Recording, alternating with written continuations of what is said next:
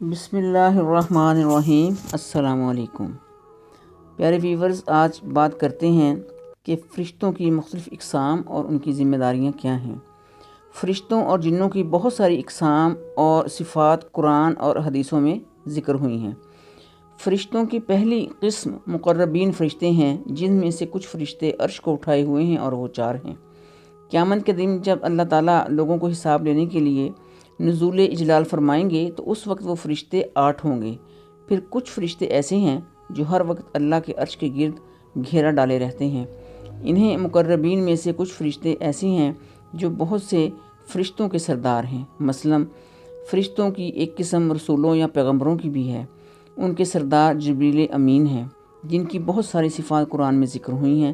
یہ بڑے زور آور اور امانت دار یعنی امین ہیں۔ ان کو روح الامین بھی اس لیے کہا گیا ہے اور روح القدس بھی کہا گیا ہے۔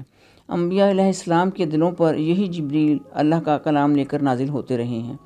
دوسرے سردار میکائیل یا میکال، جو بارشوں، بادلوں اور برق اور رعد یعنی کڑک وغیرہ پر معمور ہیں، وہ بادلوں کو ہانکتے ہوئے ہواؤں کے دوش پر کہیں سے کہیں لے کر جاتے ہیں۔ تیسرے سردار عزرائیل ہیں، جن کا دوسرا نام عزازیل بھی ہے اور قرآن میں انہیں ملک الموت بھی کہا گیا ہے۔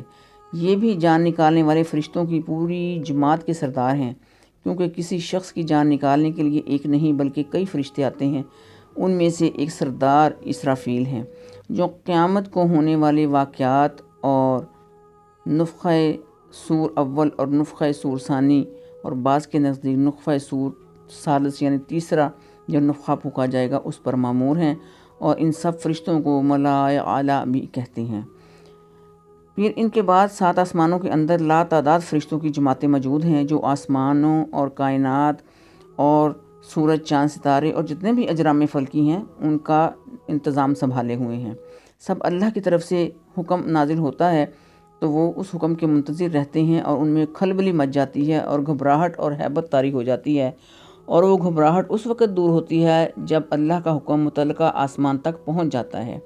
یعنی ہر آسمان پر فرشتے مقرر ہیں، اور اللہ تعالیٰ کا حکم پہلے آسمان سے لے کر نیچے تک سارے 7ویں آسمان تک پہنچتا ہے، اور نیچے والے فرشتے اوپر والے فرشتوں سے پوچھتے ہیں کہ اللہ کی طرف سے کیا حکم نازل ہوا تھا۔